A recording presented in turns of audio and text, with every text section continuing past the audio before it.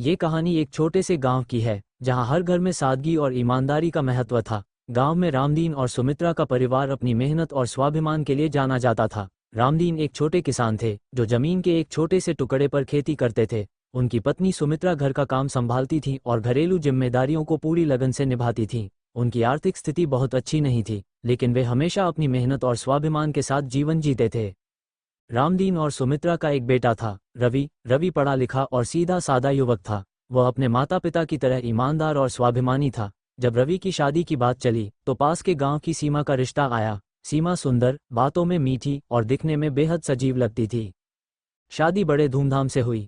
सीमा जब ससुराल आई तो उसने अपनी बातों और हाव भाव से सबका दिल जीत लिया। वह सास ससुर की सेवा में लगी रहती और घर के छोटे मोटे कामों में मदद करती। रवि भी अपनी पत्नी के व्यवहार से खुश था। शुरू के कुछ महीने हंसी खुशी बीते, लेकिन धीरे धीरे सुमित्रा को महसूस हुआ कि सीमा जरूरत से ज्यादा चीजें मांगने लगी है। पहले ये सिर्फ घर के सदस्यों से था, लेकिन फिर वो पड़ोसियों और गांव वालों से भी चीजें मांगने लगी।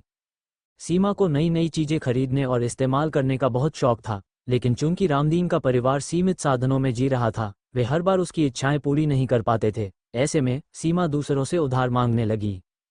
शुरू में उसने छोटी चीजें मांगनी शुरू की, जैसे चाय की पत्ती, मसाले या दूध। गांव में यह आम बात थी, इसलिए किसी ने इसे गंभीरता से नहीं लिया। लेकिन धीरे धीरे सीमा की यह आदत बढ़ने लगी। वह दूसरों से गहने, कपड़े और यहाँ तक कि पैसे भी मांगने लगी।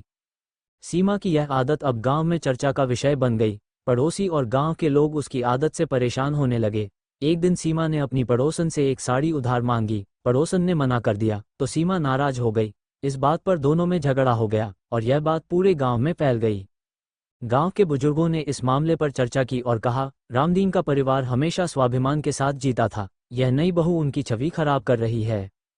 जब ये बात रामदीन और सुमित्रा को पता चली तो वे बहुत परेशान हुए। सुमित्रा ने सीमा को प्यार से समझाते हुए कहा, बेटी, उधार मांगना हमारी पारिवारिक परंपरा नहीं है।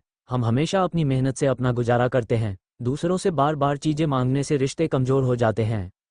लेकिन सीमा ने उनकी बात को हल्के में लिया और कहा, मान जी, ये तो सिर्फ कुछ दिनों की बात है। जैसे ही हमारी फसल कटेगी मैं सब चुका दूंगी। गांव में तो सब यही करते हैं। सीमा की आदतें अब परिवार में तनाव का कारण बनने लगी। रवि भी अपनी पत्नी की आदतों से परेशान था।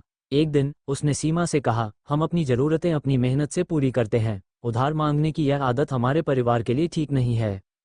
सीमा को ये बात बुरी लगी, लेकिन उसने इसे नजरअंदाज कर दिया। एक दिन सीमा ने गांव की एक महिला से सोने की चूड़ियां उधार मांगी। महिला ने कहा, ये गहने मेरे लिए खास हैं, मैं इन्हें उधार नहीं दे सकती। सीमा नाराज हो गई और इस बात को लेकर झगड़ा करने लगी। ये झगड़ा इतना बढ़ गया कि पंचायत बुलानी पड़ी। पंचायत में रामदीन का पूरा परिवार शर्मिंदा महसूस कर रहा था। रामदीन ने पंचायत में कहा, हमने कभी किसी से उधार नहीं मांगा। ये हमारी बहू की व्यक्तिगत गलती है, हम इसे सुधारने की कोशिश करेंगे। पंचायत के बाद सीमा को अपनी गलती का एहसास हुआ। उसने महसूस किया कि उसकी आदत ने न केवल उसके परिवार की इज्जत को नुकसान पहुंचाया, बल्कि रिश्तों को भी कमजोर कर दिया। सीमा ने सुमित्रा और रामदीन से माफी मांगी और वादा किया कि वह अपनी आदत बदल लेगी। सीमा ने अपनी आदतें बदलने के लिए प्रयास करना शुरू कर दिया। उसने सास से सिलाई और कढ़ाई का काम सीखा और घर में छोटी मोटी चीजें बनाने लगी। वह अपने बनाए सामान को बेचकर पैसा कमाने लगी। धीरे धीरे उसने अपनी जरूरतें खुद पूरी करनी शुरू की।